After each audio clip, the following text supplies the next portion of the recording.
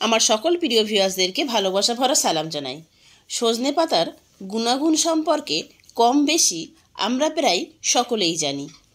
আলু চিংড়ি মাছ দিয়ে সজনে পাতা ভাজার রেসিপি আজ আপনাদের সঙ্গে শেয়ার করব। আজকের এই সহজ রেসিপিটি যদি ভালো লাগে তাহলে লাইক ও শেয়ার অবশ্যই করবেন। নতুন বন্ধু হলে সাবস্ক্রাইব করার অনুরোধ রইল। তাহলে আসুন রেসিপিটি দেখে নেওয়া যাক। প্রথমেই আমি এখানে আমার প্রয়োজন মতো সজনা পাতা নিয়েছি।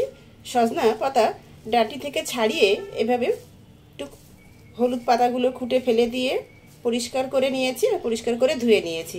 আমি আর কুচিয়ে নেব না, আপনারা চাইলে কুচিয়ে নিতে পারেন। আর নিয়েছি এখানে এই 15টার মতো মিডিয়াম সাইজের চিংড়ি মাছ, একটু ছাড়িয়ে পরিষ্কার করে ধুয়ে নিয়েছি। আর একটা মিডিয়াম সাইজের আলু ডুমো ডুমো করে কেটে নিয়েছি।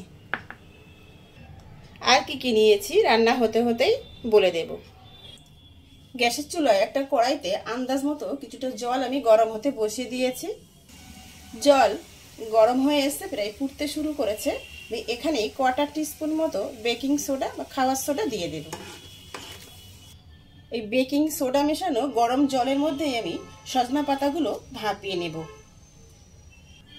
যেহেতু সজনা পাতা সিদ্ধ হতে একটু সময় লাগে, তাই আমি সোডা জলের মধ্যে এই সজনা পাতাগুলো দিয়ে ভাপিয়ে নেব। আপনারা যদি ভাপিয়ে না নিতে চান তাহলে ডাইরেক্ট রান্না বা ভাজা করে নিতে পারেন। আমি আজকে সজনা পাতা ভাপিয়ে নিয়েই ভাজা করে নেব। ঢাকা দিয়ে এভাবে কয়েক মিনিট অপেক্ষা করব। প্রায় মিনিট 2 পর ঢাকা খুলে নিয়ে এবার উল্টে পাল্টে ভালোভাবে নেড়ে দেব। ঢাকা দিয়ে প্রায় 6 থেকে 7 মিনিট আমি মিডিয়াম ফ্লেমে নেড়ে চেড়ে ভাপিয়ে নিয়েছি। শাকগুলো খুব নরম হয়ে এসছে। এবার আমি একটা স্ট্রেনারে উঠিয়ে নেব। সজনা শাক ভাপিয়ে নিয়ে উঠিয়ে নিয়েছি স্ট্রেনারে। এক্সট্রা জলটাও ফেলে দিয়েছি। কড়াই গরম করে নিয়েছি। কড়াইতেই দিয়ে দেব 2 টেবিল চামচ সরিষার তেল।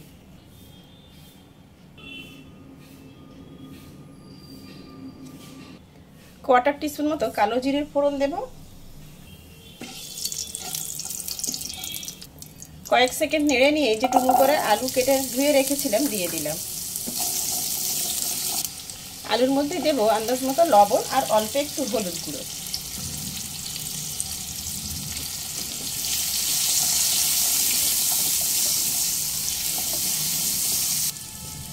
ঢাকা দিয়ে প্রায় 4 থেকে 5 মিনিট হালকা লালচে করে ভেজে নেব। আলু হালকা লালচে করে ভেজে নিয়েছে, একটু সাইডে সরিয়ে রাখবো। আমি এখানেই চিংড়ি মাছ কটা ভেজে নেব।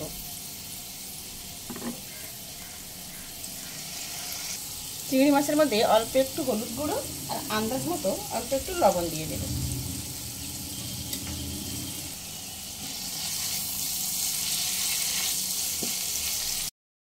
মিডিয়াম ফ্লেমে চিংড়ি মাছগুলো আমি 1 মিনিট মতো ভেজে নিয়েছি। খুব বেশি ভাজার প্রয়োজন নেই, তাহলে কিন্তু চিংড়ি মাছ শক্ত হয়ে যাবে।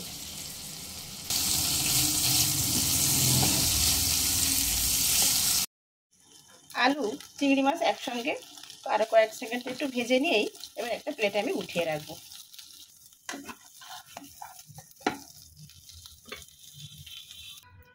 আলু চিংড়ি মাছ ভেজে নিয়েছি। ওই একই কড়াইতেই দিয়ে দেব 2 টেবিল চামচ মতো বা নিজেদের আন্দাজ মতো সরিষার তেল দিয়ে দেব। তেল গরম হয়ে এসছে। এখানে 3টে শুকনো লঙ্কা একটু কুচিয়ে নিয়েছি ছোট ছোট করে, এটা দিয়ে দেব। নিজেদের স্বাদ মতো লঙ্কা দিয়ে দেবেন। কয়েক সেকেন্ড নেড়ে নিয়েই আমি এখানে দিয়ে দেব 7 থেকে 8 কোয়া রসুন থেতো করে নিয়েছি, এটা সব দিয়ে দেব।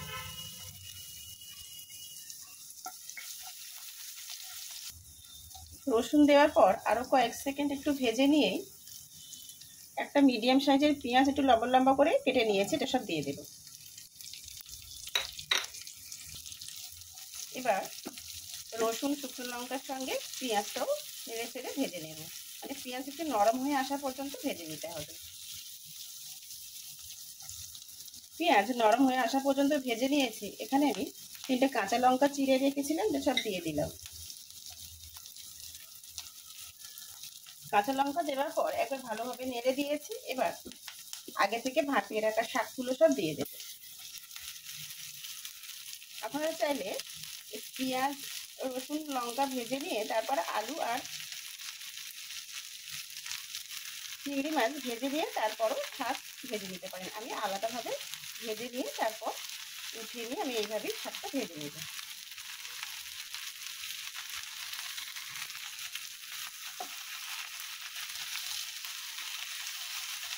শাক দেওয়ার পর এবার ভালোভাবে উল্টে পাল্টে নেড়ে দিয়েছি। এবার আন্দাজ মতো লবণ দিয়ে দেব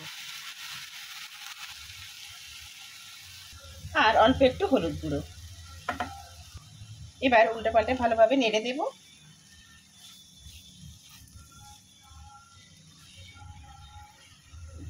উল্টে পাল্টে খুব ভালোভাবে নেড়ে দিয়েছি। এবার ঢাকা দিয়ে দেব। লো ফ্লেমে ভাজা হতে দেব, তবে মাঝে মাঝে আমি ঢাকা খুলে নেড়ে দেব। ফিরে এসেছি প্রায় 8 থেকে 10 মিনিট পর। তবে মাঝে আমি কয়েকবার নেড়ে দিয়েছিলাম, আবার একবার নেড়ে দেব। এবার শাকের মধ্যেই আমি স্বাদ মতো চিনি দিয়ে দেব। নিজেদের স্বাদ মতো চিনি দিয়ে দেবেন।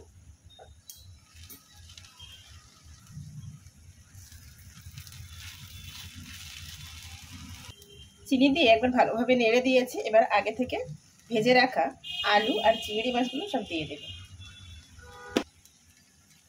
এবার মিডিয়াম লো ফ্লেমে 3 থেকে 4 মিনিট উল্টে পাল্টে খুব ভালোভাবে ভেজে নেব।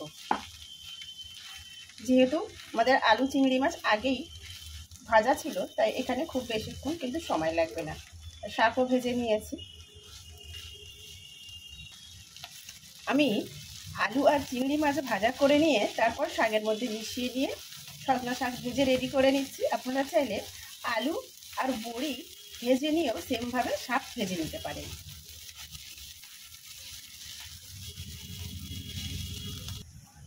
শাক ভাজা আমাদের প্রায় হয়ে এসছে। এখানে সব শেষে আমি এখানে একটা জিনিস অ্যাড করব, সেটা হলো ঘি। হাফ টিস্পুন ঘি আমি এর মধ্যে দিয়ে দেব। যদি আপনাদের শাক ভাজার মধ্যে ঘিয়ের ফ্লেভার ভালো লাগে তাহলে অবশ্যই অল্প একটু ঘি দিয়ে দেবেন। এবার আমি গ্যাসের ফ্লেম অফ করে দেব, দিয়ে উল্টে পাল্টে খুব ভালোভাবে মিশিয়ে নিয়ে নামিয়ে নেব। একদিন হলেও আমার মতো করে এইভাবে সজনা পাতা ভাজা করে গরম ভাতের সঙ্গে খেয়ে দেখুন, খেতে দুর্দান্ত ভালো লাগে। আশা করছি একটু হলেও আজকের এই সহজ রেসিপিটি আপনাদের ভালো লেগেছে। ভালো লেগে থাকলে ভিডিওটিতে লাইক দেবেন, নতুন বন্ধু হলে ইউটিউব চ্যানেলটি সাবস্ক্রাইব করবেন আর ফেসবুক পেজটি ফলো করার অনুরোধ রইল। ভিডিওটি শেষ পর্যন্ত দেখার জন্য সবাইকে ধন্যবাদ।